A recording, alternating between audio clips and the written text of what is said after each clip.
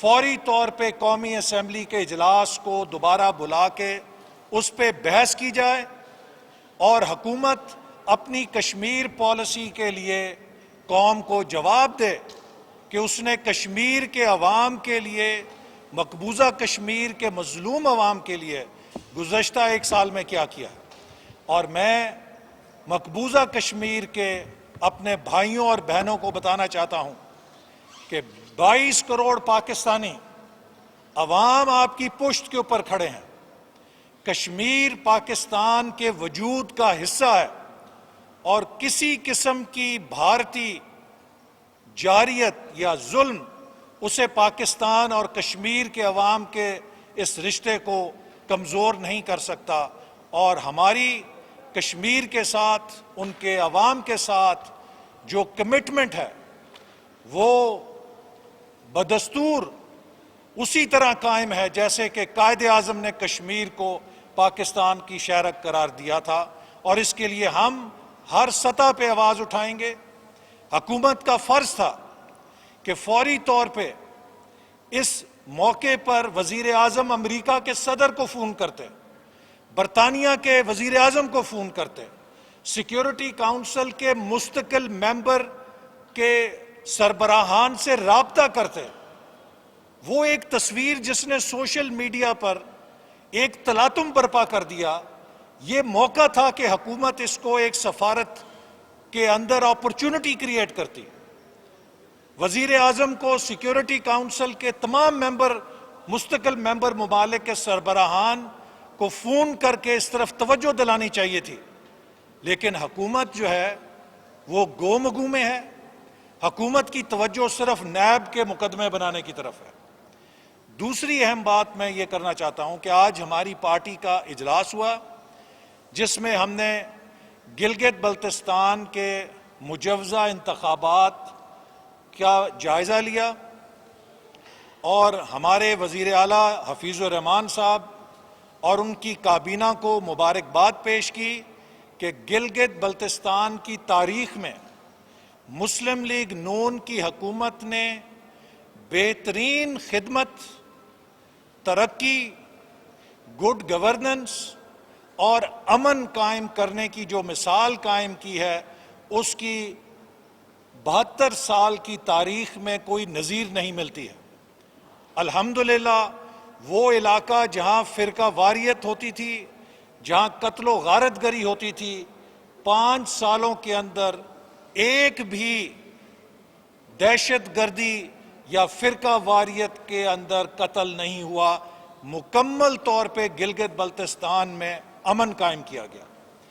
गिलगित बल्तिस्तान में वज़ीर आज़म नवाज शरीफ ने डेवलपमेंट फ़ंड डबल करने की हमें डायरेक्शन दी।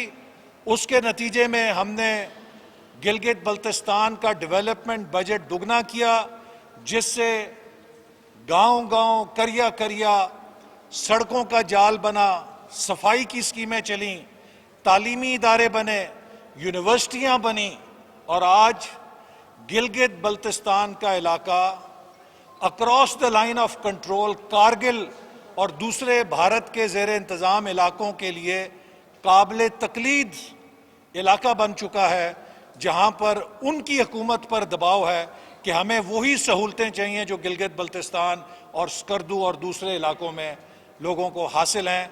तो हम उम्मीद करते हैं कि वफाकी हुकूमत गिलगित बल्तिस्तान के इंतखाबात में धांधली नहीं मुर्तकब होगी, क्योंकि इस वक्त गिलगित बल्तिस्तान नहायत हसास इलाका है।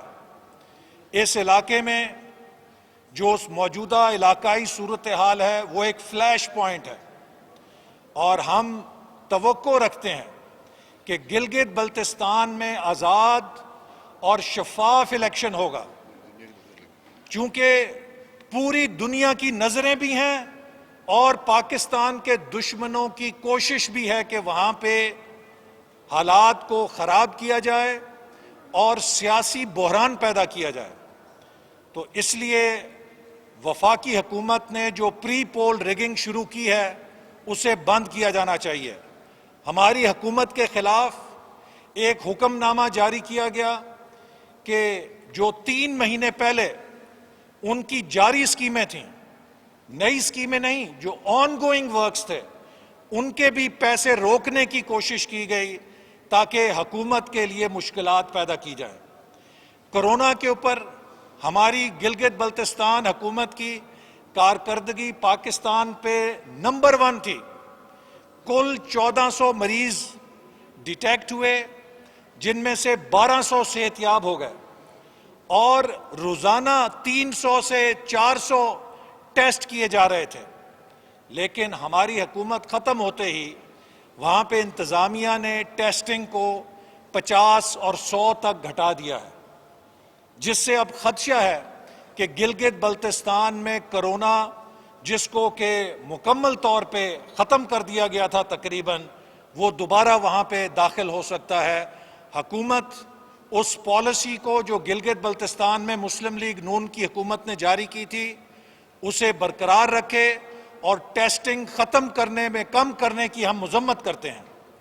और तीसरे नंबर पे हम इस चीज़ की भी मज़म्मत करते हैं कि जो वहाँ पे निगरान हुकूमत बनाई गई है वो निगरान वज़ीर आला की सवाबदीद थी, लेकिन इमरान खान के दफ्तर से गिलगित बल्तिस्तान में सियासी जानिबदार लोगों को काबीना में शामिल किया गया है और गैर जानिबदार काबीना के असूल को नज़रअंदाज करके वहाँ के इंतखाबी अमल पर असरअंदाज होने की कोशिश की जा रही है। इमरान अहमद न्याजी को बराह रास्त मुखातिब करके वार्निंग देना चाहता हूँ कि गिलगित बल्तिस्तान में किसी किस्म की अगर मुदाखलत की तो पाकिस्तान के मफाद के साथ खेलोगे, क्योंकि पाकिस्तान का ये इलाका जो सी पैक के लिए नहायत अहम है, जो सी पैक के लिए शहरक की हैसियत रखता है, दुश्मन वहाँ पे सियासी बहरान पैदा करना चाहते हैं। और अगर आपने गिलगित बल्तिस्तान के इलेक्शन को मुतनाज़ा बनाने की कोशिश की तो आप पाकिस्तान के मफाद से खेल रहे हैं। लिहाजा मैं तमाम कौमी इदारों को भी ये बात और ये पैगाम देना चाहता हूँ कि ये पाकिस्तानी रियासत का मफाद है कि गिलगित बल्तिस्तान के अंदर आज़ाद, मुनसिफाना और शफाफ इंतखाबात हों और हुकूमत जो वफाकी हुकूमत को वहाँ पे हॉर्स ट्रेडिंग करने से, वहाँ पे मुदाखलत करने से बाज रखा जाए। आखिर में मैं हायर एजुकेशन कमीशन की तरफ से जो कटौती की गई है यूनिवर्सिटियों की, उसकी मज़म्मत करता हूँ। इंजीनियरिंग यूनिवर्सिटी लाहौर की खबर आई है कि उन्होंने अपने मुलाजमीन की तनख्वाहों में कटौती शुरू कर दी है। अभी खबरें आएंगी कि यूनिवर्सिटियों ने फीसें बढ़ा दी हैं, चूँकि पाकिस्तान की तमाम यूनिवर्सिटियों को इस हुकूमत ने मालियाती खसारे में धकेल दिया है। इसी तरह पंजाब के अंदर एक कानून पास किया जा रहा है जिसके ज़रिए हर यूनिवर्सिटी में हुकूमत अपना मनपसंद चेयरमैन सेनेट सिंडिकेट मुकर्रर करेगी और वो चेयरमैन सिंडिकेट जो हुकूमत का अपॉइंटेड होगा वो एक पैरेलल वाइस चांसलर बन के यूनिवर्सिटी के अंदर एक नया ताकत का मरकज बनेगा और सियासी मुदाखलत का दरवाज़ा खोलेगा। तो पाकिस्तान की यूनिवर्सिटियों को तबाह होने से बचाया जाए और इनका फंड फौरी तौर पे बहाल किया जाए, क्योंकि यूनिवर्सिटियों के माली खसारे से पाकिस्तान के नौजवानों का मुस्तकबिल तारीक हो रहा है। हम इस घनौनी साजिश को भी मुस्तरद करते हैं और इसके खिलाफ भरपूर एहतजाज करेंगे। अब मैं शाहिद साहब से कहूँगा कि वो कुछ खिताब कर लें। बहुत शुक्रिया। आज असल बात तो कश्मीर की एहसन इकबाल साहब ने कर दी है। एक मसला पिछले 21 महीने से पाकिस्तान में है जो चीनी का है और वो ना ख़त्म होने वाला मसला है। कमेटियां बनी, कमीशन बने, रिपोर्टें आई, चीनी आज भी 85 रुपए की बिक रही है। हुकूमत को कोई परवाह नहीं है, हुकूमत ने उसका हल नहीं ढूंढा। कमीशन जो था उसने जो दो उसके बुनियादी काम थे कि चीनी महंगी क्यों हुई और उसका जिम्मेदार कौन है इसका कोई जवाब कमीशन ना दे पाया। अब इस हुकूमत के जो करप्शन के बाब हैं, जो पाकिस्तान की तारीख की सबसे करप्ट हुकूमत है, इसके करप्शन के इतने बाब हैं कि ख़त्म ही नहीं होंगे। आज एक और बाब का इजाफा हुआ कि यूटिलिटी स्टोर्स, जिसमें प्राइम मिनिस्टर साहब ने अपने बाकी जगह की तरह भी दोस्त यार लगाए हुए हैं। ये दोस्त यारों की हुकूमत है। कोई SAPM बना हुआ है, कोई एडवाइज़र बना हुआ है, कोई ओहदों पे लगा हुआ है। ये हुकूमत जो जल्द जाने वाली है, ये फ्रेंड्स ऑफ खान हुकूमत जो है, ये जब हटेंगे तो आपको हकीकत पता चलेगी कि किस किस कमाश के लोग, किस किस किस्म के करप्ट लोग आज हुकूमत के ऐवानों में ओहदों पर बैठे हैं और इलेक्टेड वजीरों से ज़्यादा इख्तियारात रखते हैं। यही हालत यूटिलिटी स्टोर्स की है। इन्होंने, मिलों ने ऑफर की कि हम 70 रुपए की आपको चीनी देंगे। यूटिलिटी स्टोर ने, ये 12 जून की बात है, 13 जून को यूटिलिटी स्टोर ने कहा नहीं जी हम 63 रुपए में लेंगे। मिलों ने कहा जी हम नहीं कर सकते 63 रुपए में। तो एक पुराना टेंडर था, भाई आपको नहीं मिल रही, नया टेंडर करें, 70 रुपए का रेट तो आ गया आपके पास। एक पुराना टेंडर 78 रुपए 33 पैसे का था, उसके ऊपर जाकर शायद जो हमारे पास नंबर्स हैं 60,000 टन का ऑर्डर दे दिया। यानी जो मिलें दे रही थी 8 रुपए 33 पैसे फी किलो, यानी 8,300 रुपया फी टन ज्यादा पैसे पर ऑर्डर दे दिया गया उन्हीं मिलों को जो 70 रुपए की दे रहे थे। और ये अगर 60,000 टन है, ये 50 करोड़ से ज्यादा की रकम बनती है जो सीधी किसी की जेब में गई है। इसका जवाब है किसी के पास? तो हम तो बार बार कह चुके हैं कि ये चीनी का मामला, इसको वापस 55 रुपए पे लाएं। 55 रुपए कीमत है। हम तवक्को करते हैं कि सुप्रीम कोर्ट भी इसका सुओ मोटो नोटिस ले, हम भी पिटीशन फाइल करेंगे। और आज बदकिस्मती ये है कि यूटिलिटी स्टोर में किल्लत अभी भी मौजूद है। यानी ना मसला हल हुआ, 50 करोड़ का डाका भी पड़ गया, दोस्त यार खा भी गए, और अवाम की परेशानी बदस्तूर मौजूद है। और जहां तक हमारी शुनीद है, 45 अरब की सब्सिडी यूटिलिटी स्टोर को दी गई है, उसका भी जवाब इंशाल्लाह लिया जाएगा कि ये कौन सा दोस्त खा गया है, कौन सा यार खा गया है, ये 45 अरब कौन खा गया। तो इंशाल्लाह हम हकायक अवाम के सामने रखते रहेंगे। चीनी की हकायक हर घर बर्दाश्त करता है। चीनी के मद में हमारा तज्जिया है कि पाकिस्तान के अवाम शायद 150 अरब रुपए से ज़्यादा चीनी की मद में इस हुकूमत की करप्शन की वजह से अदा कर चुके हैं। बहुत शुक्रिया।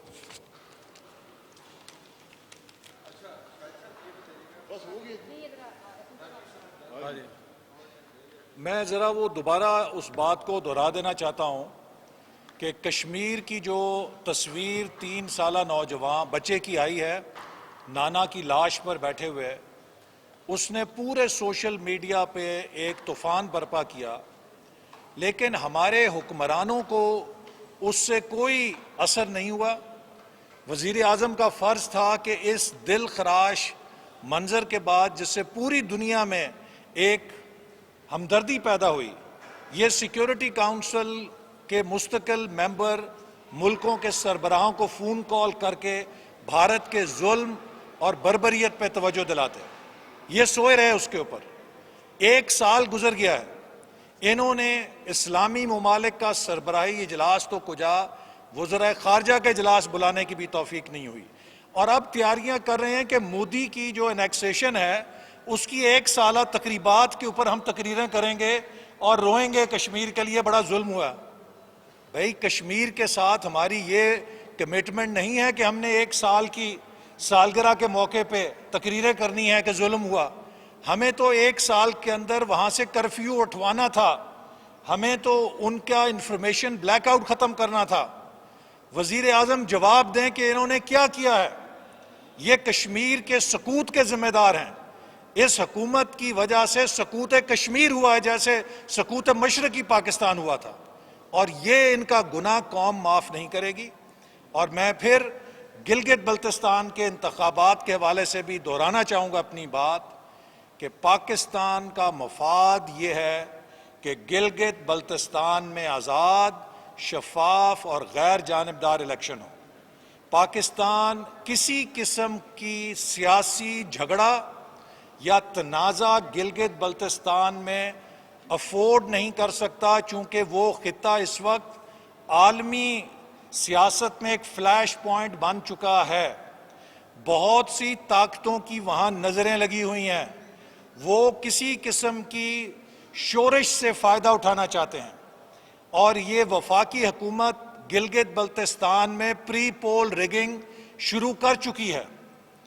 जितनी काबीना के वज़ीर लगाए गए हैं वो जानिबदार हैं, और वज़ीर आज़म इमरान खान ने उनके इंटरव्यू करके उनको सियासी किरदार अदा करने के एवज़ वहाँ पे लगाया है।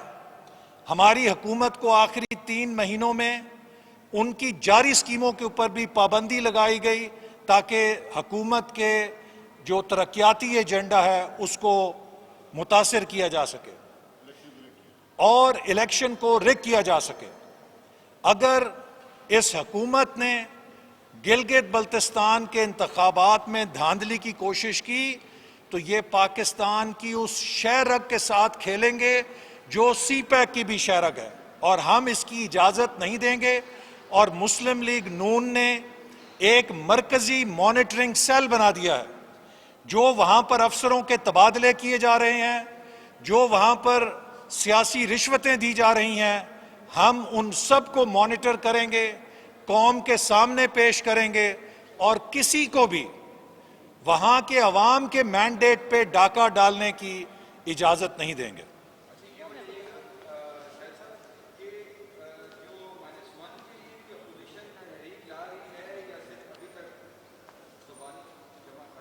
-1 सिर्फ इमरान खान के जहन में है। -1 ना कभी होते हैं ना उनकी हकीकत होती है। ये जब वज़ीर-ए-आज़म परेशान होता है कि मेरी हुकूमत नहीं चल रही, इधर उधर की बातें शुरू कर देता है, तो इनके भी वही कैफियत है। पहले कहा चॉइस नहीं है, अब -1 आ गया है, तो ये माइनस PTI ही होता मुझे नजर आ रहा है। बल्कि मैं ये इसमें ऐड करूंगा कि अब माइनस नालायक होगा, माइनस जो करप्ट है वो होगा, और जो एक हवाई किस्म के हुक्मरान आ गए थे जिनको ना तजुर्बा था, जिन्होंने बर्बादी की है, अब इनके जाने का वक्त आ गया है। और अपनी नाकामी देखकर इनको अब डरावने ख्वाब आ रहे हैं। -1 ऑपोजिशन ने नहीं कहा, ये खुद को माइनस करने के जो इनके कारनामे थे, इन्होंने खुद को अपने कारनामों से माइनस किया है, अपनी करप्शन से माइनस किया है, अपनी नाअहली से माइनस किया है। आप देखें सिविल एविएशन का मसला कैसे हैंडल किया है कि पूरी दुनिया में पाकिस्तान की जग हंसाई कर दी है। एक बच्चा भी इस तरह हुकूमत नहीं चलाता, एक बच्चा भी इस तरह अपने मुल्क के मामलात नहीं देखता। इन्होंने पाकिस्तान के हर इदारे के ऊपर सवाल खड़ा कर दिया है बैनुल-अक़वामी बरादरी के सामने। क्या ये पाकिस्तान के दोस्त हैं? कभी ये वज़ीर आज़म कहता है कि पाकिस्तान दिवालिया मुल्क है, कभी ये कहता है पाकिस्तान मनी लॉन्ड्रिंग करता है, कभी ये कहता है कि पाकिस्तान के बोगस पायलट हैं, कभी ये कहता है पाकिस्तान के सारे लीडर चोर हैं। तो फिर पाकिस्तान पे कौन एतबार करेगा? तो ये पाकिस्तान की जो बदनामी कर रहा है शख्स सिर्फ अपनी अना की खातिर, इससे ज्यादा नुकसान तो हमारा कोई दुश्मन भी हमें नहीं पहुंचा सकता था जितना इसने अकेले ने कर दिया।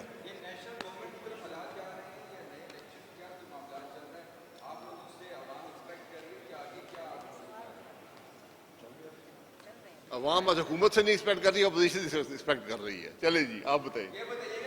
ये इसी में आपके सवाल का जवाब है। अब उनको करने दें ना, उनको करने दें, उनको करने दें। हम किसी गैर जमहूरी अमल का हिस्सा नहीं बनेंगे। आप बताइए।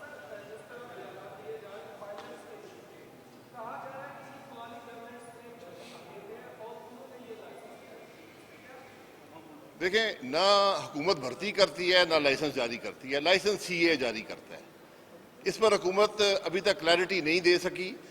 तो मैं पार्टी की तरफ से नहीं, एक सियासतदान के तौर पे नहीं, एक पायलट के तौर पर मेरी कोशिश है कि मैं सारे हकायक इकट्ठे करके परसों इसकी बात करूं, क्योंकि ये पूरी एविएशन इंडस्ट्री का मसला है। ये 262 नौजवानों के क्वालिफाइड पायलट जो हैं उनके रोजगार का मसला है, जो पूरी दुनिया में जहाज उड़ा रहे हैं, और पाकिस्तान की इज्जत का मसला है। तो मेरी कोशिश है कि परसों इस पर ज़ाती हैसियत में एक प्रेस कॉन्फ्रेंस करके हकायक अवाम के सामने रखूं और हल भी दूं। जी,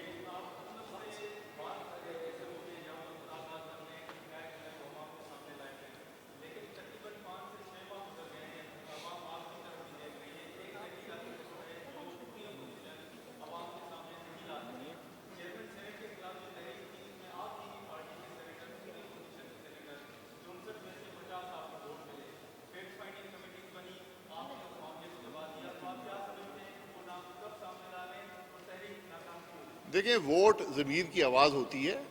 आपके सामने कितने मेंबरान खड़े हुए, वोट निकले तो कितने थे। ये अगर किसी ने अपना ज़मीर बेचा है, ये अल्लाह ताला के सामने जवाबदेह होगा। यहाँ पर वोट सीक्रेट होता है। ये कहना कि फलाने ने दिया नहीं दिया मुमकिन नहीं है। लेकिन इस पूरे अमल से सियासतदानों की बदनामी हुई है, सेनेटर्स की बदनामी हुई है, और ये उन अफराद की नाकामी है जिन्होंने वोट बेचा है। वो